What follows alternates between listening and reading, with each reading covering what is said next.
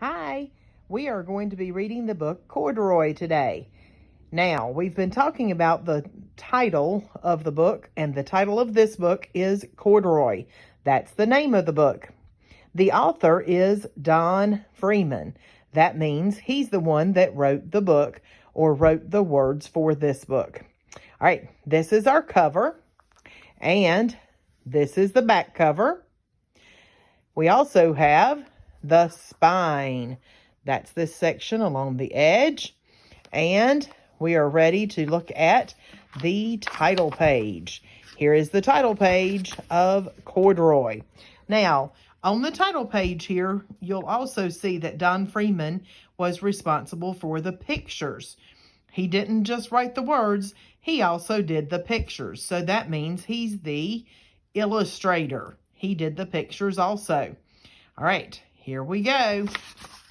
This one has a dedication, and the dedication of this book says that it's to Sally Elizabeth Kiddo and Patrick Stephen Duff Kildo, who know how a bear feels about buttons.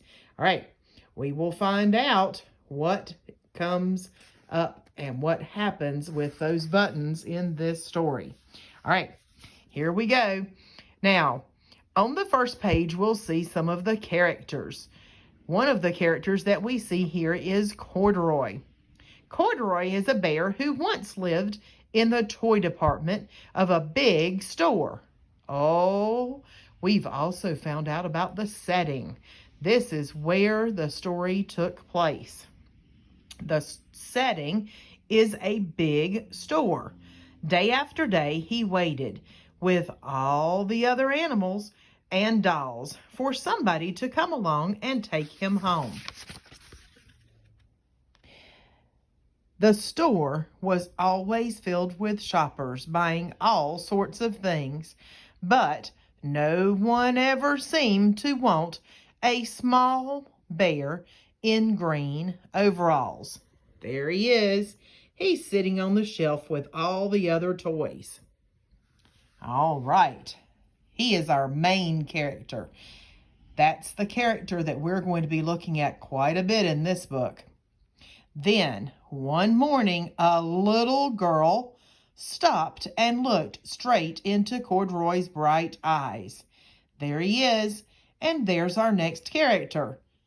That little girl. She is another character in our story.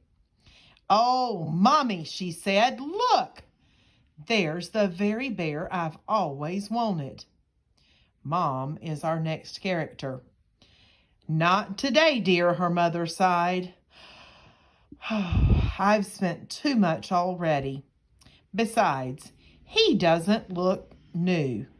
He's lost the button to one of his shoulder straps. Can you see?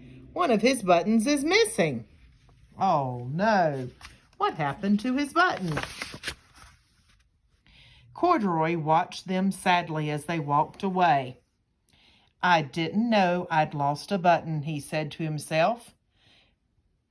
"Tonight I'll go and see if I can find it." Oh, I hope he can find his button. Corduroy needs that button for his overalls. Later that evening, when all the shoppers had gone and the doors were shut and locked, Corduroy climbed carefully down from his shelf and began searching everywhere on the floor for his lost button. Where can it be? Suddenly, he felt the floor moving under him. Quite by accident, he had stepped onto an escalator, and up he went. Could this be a mountain, he wondered? I think I've always wanted to climb a mountain.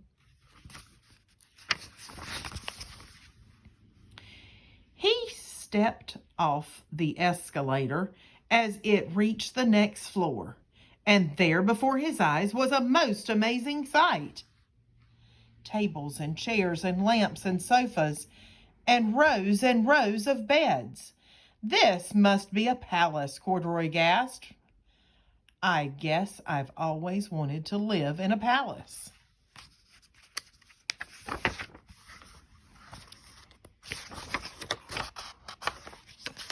He wandered around, admiring the furniture. "This must be a bed," he said. "I've always wanted to sleep in a bed." And up he crawled onto a large, thick mattress. All at once, he saw something small and round. "Why, here's my button," he cried. And he tried to pick it up. But, like all the other buttons on the mattress, it was tied down tight. He yanked and pulled with both paws until pop!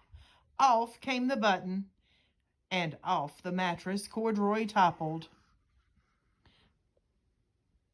Bang! Into a tall floor lamp. Over it fell with a crash. Oh no. Corduroy didn't know it, but there was someone else awake in the store. The night watchman was going and doing his rounds on the floor also. When he heard the crash, he came dashing down the escalator. "Now, who in the world did that?" he exclaimed. "Somebody must be hiding around here." He flashed his light under and over sofas and beds until he came to the biggest bed of all, and there he saw two fuzzy brown ears sticking up from under the cover. Can you see those little ears? Whose ears could those be? "Hello," he said. "How did you get upstairs?" There we have our next character.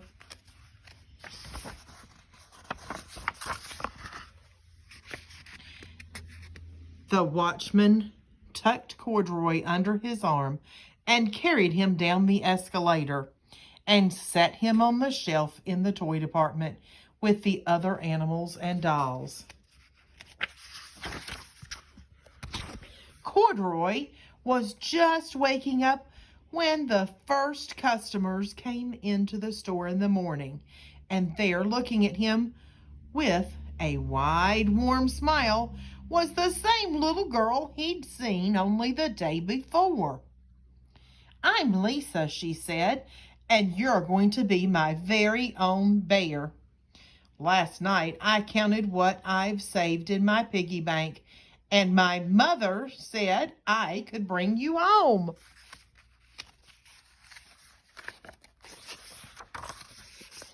"Shall I put him in a box for you?" the saleslady asked. "Oh, no, thank you," Lisa answered, and she carried Corduroy in her arms. She ran all the way up 4 flights of stairs into her family's apartment.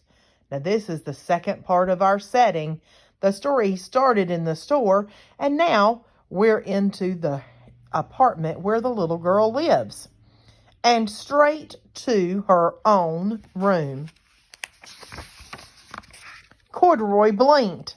There was a chair and a chest of drawers, and alongside a girl-sized bed stood a little bed, though just the right size for him. The room was small, nothing like that enormous palace in the department store.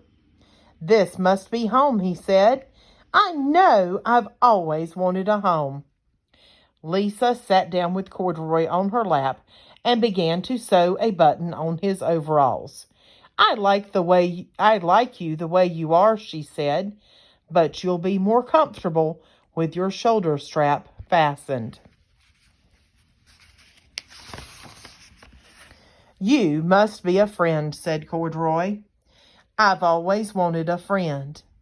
"Me too," said Lisa, and gave him a big hug.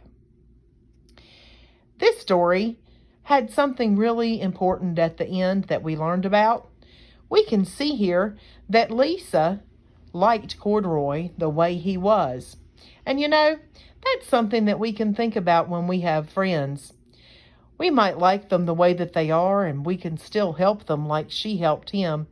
And we can become good friends even if people aren't just perfect all the time. Because, sometimes our friends aren't just perfect and we aren't either. And sometimes something about us might be a little different than others, but we can still be a friend and be nice to all. All right, I hope you have a good day. Bye.